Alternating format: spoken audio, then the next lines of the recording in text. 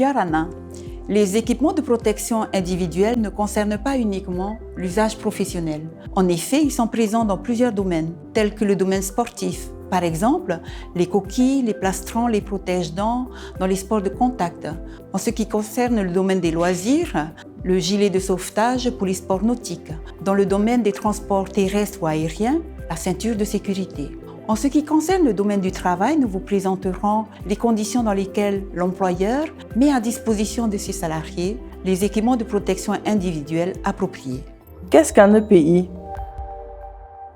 Un EPI, équipement de protection individuelle, est un dispositif destiné à être porté ou tenu par une personne en vue de la protéger contre un ou plusieurs risques pouvant menacer sa santé ou sa sécurité. Il existe 9 types de familles d'EPI. Ceux concernant la protection de la tête contre les chocs, ceux relatifs à la protection auditive contre le bruit, ceux prévus pour la protection des yeux et du visage contre les projections de particules ou de liquides chimiques.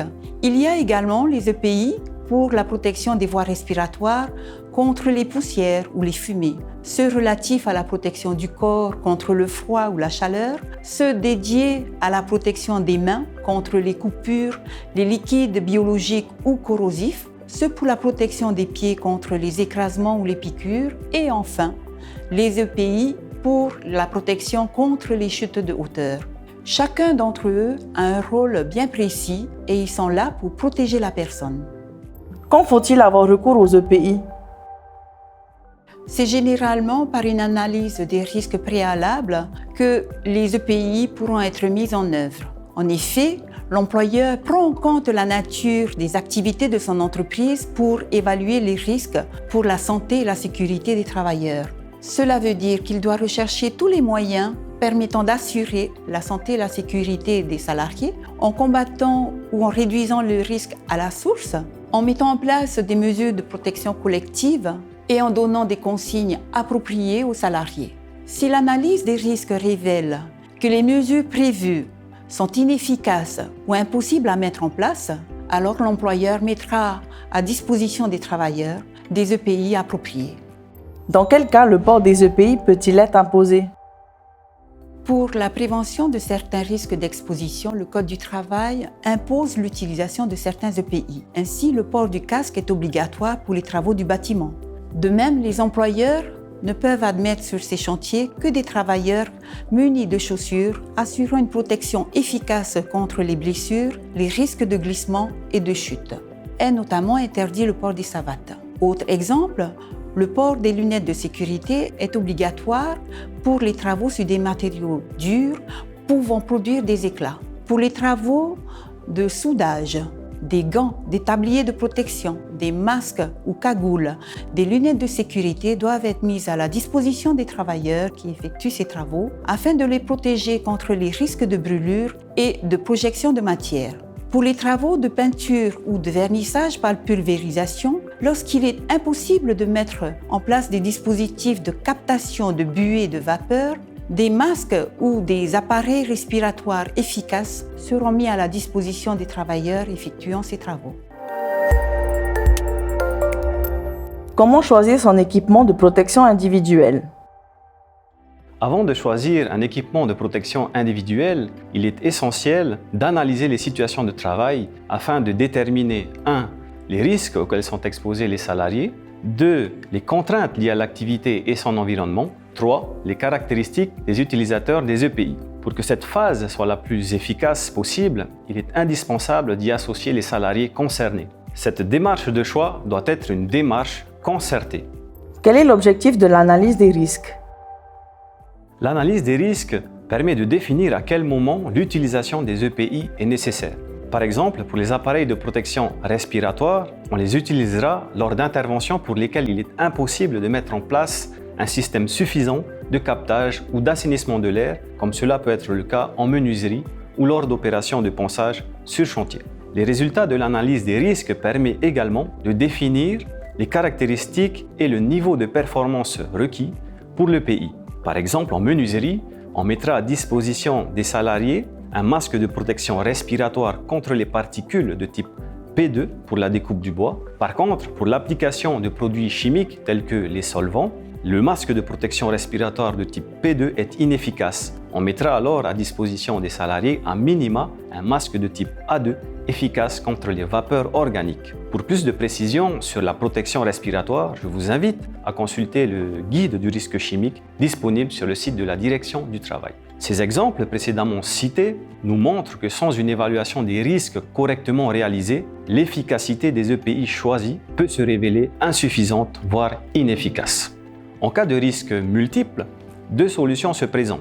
La mise à disposition de plusieurs EPI, auquel cas l'employeur devra s'assurer de la compatibilité de ces EPI. Par exemple, en cas de risque de projection de liquide chimique, on s'assurera que les jambes du pantalon de protection fourni soient suffisamment larges pour passer au-dessus des bottes de protection, ou par le port d'EPI qui protège contre plusieurs risques. Par exemple, pour le soudage qui expose les salariés à des fumées toxiques et à un rayonnement dangereux pour les yeux, il existe des cagoules qui protègent contre ces deux risques. Quelles sont les contraintes liées à l'activité et son environnement? Une autre phase essentielle dans la démarche de choix des EPI est l'analyse des contraintes liées à l'activité, telles que les manutentions répétitives, les impératifs de dextérité et son environnement avec les paramètres d'ambiance thermique ou d'humidité.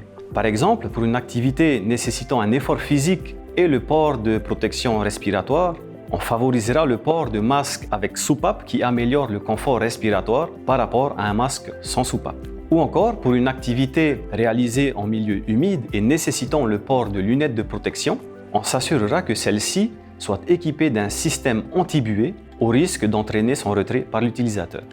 Quelles sont les contraintes liées aux utilisateurs?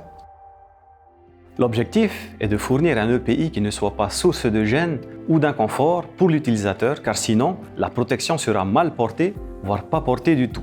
Les EPI doivent être adaptés à chaque utilisateur. Pour certains EPI, comme pour les appareils de protection respiratoire, l'ajustement à la morphologie de l'utilisateur conditionne l'efficacité de la protection. Autre exemple, les gants de protection trop grands non seulement rendent le travail moins facile, mais protègent moins contre la pénétration d'éventuels produits. Certains paramètres liés au porteur doivent être évalués. Les mensurations, donc la taille des mains, des pieds, le poids, les caractéristiques physiques telles que la présence de barbe ou de cicatrices au visage et le port de lunettes ou de lentilles de contact. Il est également très important de prendre en compte les informations remontées par le salarié lui-même concernant son état de santé, telles que des allergies à certains matériaux, une sudation ou sécheresse excessive. Le médecin du travail peut également juger au cas par cas des contre-indications au port des EPI, en tenant compte bien sûr de l'état de santé de la personne et des contraintes liées à l'activité. C'est le cas notamment pour le port des équipements de protection respiratoire pour des activités comportant un risque d'exposition à l'amiante. Le médecin du travail est également source d'informations et peut aider dans la recherche de solutions appropriées à chaque salarié. Dans le choix des EPI, il est fortement recommandé d'associer les salariés et de prendre en compte leur choix esthétique. En effet, certaines réticences au port des équipements de protection individuels sont liées à des questions d'ordre esthétique. Les EPI seront plus facilement portés s'ils renvoient aux salariés une image valorisante. Comment choisir le modèle d'un EPI? C'est avec un cahier des charges établi à partir de l'évaluation des risques et des diverses contraintes que l'on choisira les futurs équipements de protection individuelle. Il est fortement recommandé de se renseigner auprès de plusieurs fournisseurs pour avoir le choix entre plusieurs modèles et vraiment trouver le modèle d'EPI le plus adapté, le plus conforme au cahier des charges. Avant d'arrêter définitivement le choix d'un modèle, il est indispensable de prévoir une période d'essai au port de l'équipement dans les conditions habituelles de travail, pour notamment évaluer son niveau de confort. Cette période d'essai va nous permettre, d'une part, de repérer les contraintes qui auraient pu échapper lors de l'analyse, mais aussi les facteurs individuels liés à la morphologie et aux éventuels problèmes de posture lors de l'exécution des tâches par les salariés, et d'autre part, de pouvoir recueillir les avis des salariés testeurs. Que doit-on vérifier à la réception des EPI? Lorsqu'on réceptionne les EPI, il faut s'assurer qu'ils soient accompagnés de leur notice d'emploi. Dans cette notice, on pourra retrouver toutes données utiles concernant notamment l'utilisation de l'EPI, c'est-à-dire comment le porter et comment le retirer, des informations sur son entretien, son nettoyage, son stockage, ses performances et ses limites d'emploi. Qui prend en charge les EPI? C'est l'employeur qui fournit gratuitement les EPI. Ils ne sont donc pas à la charge des salariés. En revanche, les salariés doivent les utiliser pour protéger leur santé lorsqu'ils sont exposés à un ou plusieurs dangers au cours de leurs activités. Que doit faire l'employeur lors de la mise à disposition des EPI? L'employeur doit organiser une information des travailleurs portant sur les risques contre lesquels les EPI les protègent, les conditions d'utilisation des EPI et les instructions concernant les EPI et les conditions de mise à disposition. Pour cela, l'employeur s'appuiera sur les informations figurant sur la notice d'emploi rédigée par le fabricant. L'information des travailleurs est complétée par une formation adéquate comprenant un entraînement à l'utilisation de ces EPI. Comment entretenir les EPI? La durée de vie des EPI est liée aux conditions d'emploi, mais aussi à la qualité de leur entretien. Ils doivent alors être contrôlés régulièrement.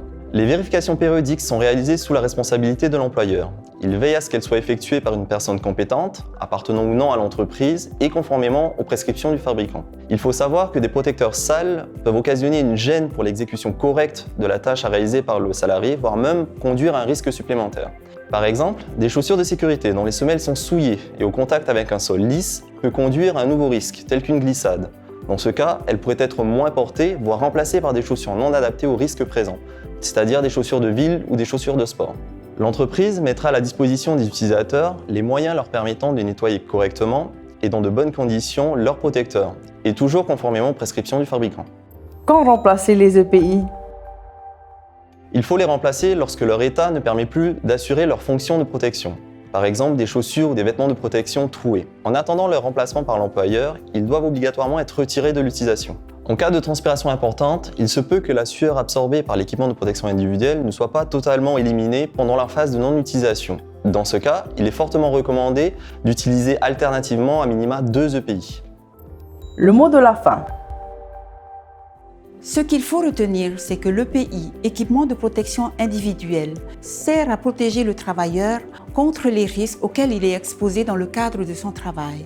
Il est utilisé en dernier recours quand les mesures prises pour réduire les risques sont insuffisantes ou impossibles à mettre en place. Il doit être adapté à la morphologie du travailleur et ne pas le gêner dans son activité. Son utilisation ne doit pas générer de risques supplémentaires. Et enfin, il est fourni gratuitement par l'employeur et doit être remplacé dès lors qu'il ne remplit plus sa fonction de protection. Envoyez-nous vos questions par mail à l'adresse prp@cps.pf. Merci de votre écoute.